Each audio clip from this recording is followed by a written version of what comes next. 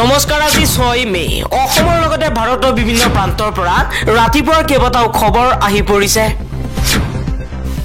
এই মুহূৰ্তত জনাই যোৱা ব্ৰেকিং নিউজ মে মাহত পুনৰবাৰ অসম চৰকাৰে ল'ব 2000 কোটি টকা ঋণ দৰমহা দিবলৈ অসুবিধা হোৱাত 1000 কোটি টকা ঋণ লৈছিল হিমন্ত বিশ্ব শৰ্মাৰ চৰকাৰে নিজা আয় কেন্দ্ৰীয় কৰৰ অংশ আৰু ঋণৰ ধনেৰে চৰকাৰে মাৰ্চ মাহত কৰ্মচাৰী দৰমহা আদায় দিছিল তাৰ পাছত আকৌ 30 এপ্ৰিলত চৰকাৰে 1000 কোটি টকা ঋণ লৈছিল এপ্ৰিল মাহত মুঠতে 2000 কোটি টকা ঋণ লোৱাৰ পাছত ৰাজ্য চৰকাৰে মে মাহত পুনৰ 2000 কোটি টকাৰ ঋণ লবলৈ সাজু হৈছে পৰৱৰ্তী খবৰ হিতাধিকাৰীৰ নামত বিজেপিয়ে কৰিছে প্ৰলোভনৰ ৰাজনীতি কিছু মানুহক কাম আৰু পইচা দিলে বিজেপি হোৱা নাই বিজেপিয়ে এতিয়া দিলে প্ৰলোভন হিতাধিকাৰীৰে ৰং জিকিব বিচাৰিছে বিজেপি নেতৃত্বই তৃতীয় পৰ্যায়ৰ নিৰ্বাচনৰ প্ৰাক মুহূৰ্তত বিজেপি নেতা অশোক শৰ্মাৰ এই বিস্ফোৰণ আন এটা খবৰ মুছলমানক শত্ৰু হিচাপে প্ৰতিপন্ন কৰাৰ চেষ্টা কৰিছে কৰ্ণাটক বিজেপিয়ে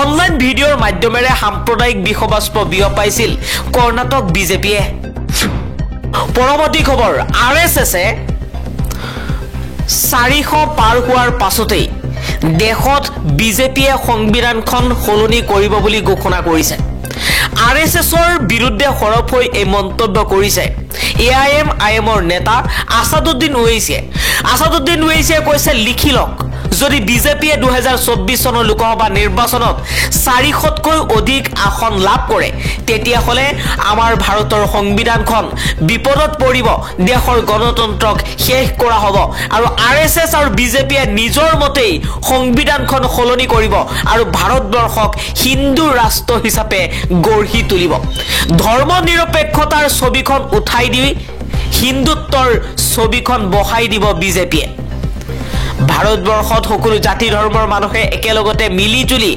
বসবাস কৰি আছে কিন্তু বিজেপি আৰু আৰএছএছৰ কূটনৈতিক ষড়যন্ত্ৰত ভাৰতৰ সংবিধান আৰু গণতন্ত্ৰ দুয়োটাই ভয়ংকৰ বিপদত পৰিব পৰৱৰ্তী খবৰ অৱশেষত প্ৰধানমন্ত্ৰী নৰেন্দ্ৰ মোদীয়ে নতশিৰ কৰিলে প্ৰধানমন্ত্ৰী মোদীয়ে ক'লে মোদী আৰু যোগীয়ে আপোনালোকৰ সন্তানৰ ভৱিষ্যতৰ বাবে কাম কৰি আছে কাৰণ আমাৰ দুয়োৰে নিজৰ কোনো সন্তান নাই সেইবাবে আমি দেশৰ সন্তানৰ কাৰণে কাম কৰি আছো আন এটা খবৰ মছজিদ মাদ্ৰাছা ভাঙি শেষ কৰি দিলে বিজেপিয়ে তাৰ পাছতো বিজেপিৰ লাগে মুছলমানৰ ভোট মছজিদ মাদ্ৰাছাত বুলডোজাৰ চলাক লৈ হুকাই কান্দি উঠিল বদৰুদ্দিন আজমলে কৈছে বিজেপি এতিয়া মুছলমান অধ্যুষিত অঞ্চলত গৈ উন্নয়ন কৰাৰ অভিযোগ কৰি ভোট বিচাৰিছে মুছলমানৰ পৰা কিন্তু মুছলমানে জনা উচিত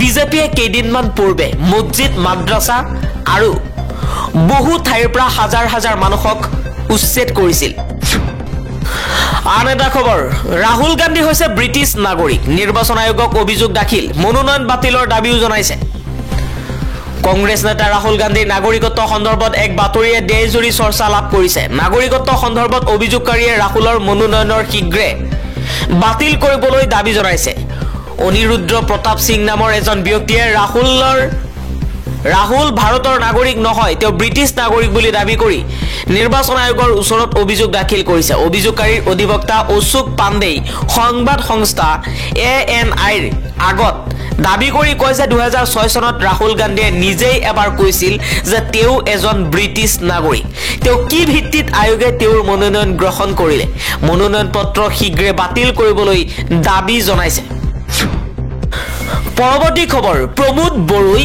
সদায় কোচ ৰাজবংশীসকলৰ জনজাতীয়কৰণৰ বিৰোধিতা কৰি আহিছে এইবাৰ প্ৰমোদ বড়োৰ বিৰুদ্ধে সৰব হৈ এই মন্তব্য কৰিছে কোচ ৰাজবংশী কোষে ৰাজ্যৰ তৃতীয় পৰ্যায়ৰ নিৰ্বাচনী প্ৰচাৰৰ সময়সীমা জমনিকা পৰাৰ প্ৰাক মুহূৰ্তত চিৰাঙৰ কাছিকট্ৰাত বিপিএফৰ ব্লক কাৰ্যালয়ত কোচ ৰাজবংশী কোষে সংবাদমেল অনুষ্ঠিত কৰে ইউপিপিএলৰ দলৰ সভাপতি প্ৰমোদ বড়োৱে প্ৰথম অৱস্থাৰ পৰাই কোচ কোচ ৰাজবংশীসকলৰ জনজাতীয়কৰণৰ বিৰোধিতা কৰি আহিছে বুলি অভিযোগ উত্থাপন কৰি বিপিএফৰ কোচ ৰাজবংশী কোষৰ সভাপতি দীপাংকৰ ৰাজবংশী আৰু দীপন অধিকাৰীয়ে এই মন্তব্য কৰে। তাৰ বিপৰীতে কোচ ৰাজবংশীসকলৰ দীৰ্ঘদিনীয়া দাবী জনজাতিকৰণ আদি অন্যান্য জাতীয় সমস্যাসমূহ সমাধান কৰাৰ বাবে পূৰ্বৰে পৰা হাগ্ৰামা মহিলাৰীয়ে কাম কৰি আহিছে বুলি দাবী কৰে।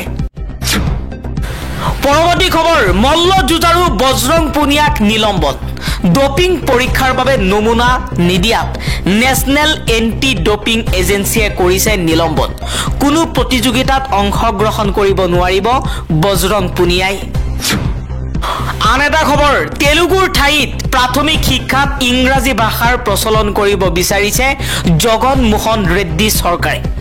অন্ধ্ৰপ্ৰদেশত নিৰ্বাচনী সভাত আজি এই মন্তব্য কৰিছে গৃহমন্ত্ৰী অমিত শ্বাহে। পৰৱৰ্তী খবৰ, আগতে ৰাজনৈতিক নেতাক সংবাদ মাধ্যমে আক্ৰমণ কৰিছিল, এতিয়া আক্ৰমণ কৰিবলৈ ভয় খায়।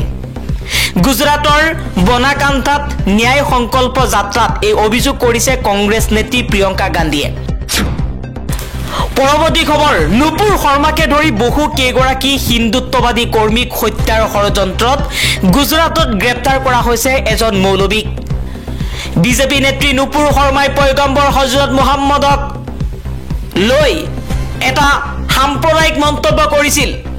এটা সময়ত দেশ আৰু বিদেশত অস্থিৰতাৰ সৃষ্টি কৰিছিল হজৰত মুহাম্মদৰ লগত বিতৰ্কিত মন্তব্য কৰাৰ বাবে। বিজেপিৰ প্ৰাক্তন মুখপাত্ৰ নুপুৰ শৰ্মাক হত্যাৰ ষড়যন্ত্ৰ ৰচনা কৰাৰ অভিযোগত আজি গুজৰাটত ধৰ্মগুৰু আবু বক্কৰ টিম্বালক গ্ৰেপ্তাৰ কৰা হৈছে। ধৰ্মগুৰুজনৰ বিৰুদ্ধে হিন্দু সনাতন সংঘৰ ৰাষ্ট্ৰীয় সভাপতি উপদেশ ৰাণা, হায়দৰাবাদৰ বিধায়ক তথা বিজেপি নেতা ৰাজা সিং আৰু হিন্দী নিউজ চেনেলৰ মুখ্য সম্পাদক সুৰেশ চৱংকেক হত্যাৰ ষড়যন্ত্ৰ ৰচনা কৰাৰ অভিযোগ উঠিছে। অভিযুক্তজনে মুছলমান শিশুসকলক ইছলামিক শিক্ষা দান কৰি আহিছে। আৰক্ষীয়ে প্ৰকাশ কৰা মতে তেওঁ এটা হোৱাটছআপ গোটত ধৰ্মীয় বিভাজন ঘটাব পৰা পোষ্ট কৰিছিল।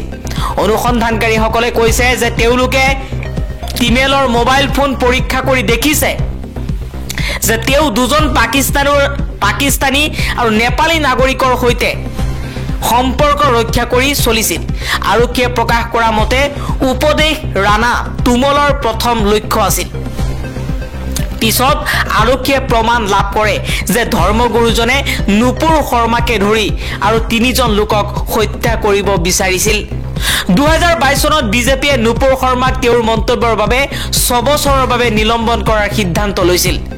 নবীন জিন্দালকো তেওঁক সমৰ্থন কৰাৰ বাবে নিলম্বিত কৰা হৈছিল। তেওঁলোকৰ প্ৰাথমিক সদস্য পদো বাতিল কৰা হৈছিল। অৱশ্যে তাৰ পিছতো বিতৰ্কৰ উৰ পৰা নাছিল। সমগ্ৰ দেশতে প্ৰতিবাদ আৰম্ভ হৈছিল। আৰৱ দেশসমূহলৈও প্ৰতিবাদ বিয়পি পৰিছিল।